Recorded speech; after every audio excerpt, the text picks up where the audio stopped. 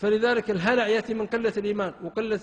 يريد أحدهم كانوا بيعيش 1000 سنة، الآن الحوادث بعضهم مخبط في بيته ما يدري متى يموت، ولا سمع شيء ولا شيء قال انتهينا، يحسبون كل صيحة عليهم. على ماذا نبكي يعني؟ الجنة أحسن أصلا، سوف نموت ونغادرها. من مات بالتخمة، ولا من مات بجلطة، ولا من ضربه جاره بمشعاب وأوصله إلى الآخرة في أقرب طريق، ولا تهجم عليه رجل معه يلعب بلوت وضربه بمسدس. حضرنا بعض القضايا صدقون، شباب يلعبون بلوت وضربوا بمسدسات تقاتلوا، وبعضهم أكل عصيدة حتى مات.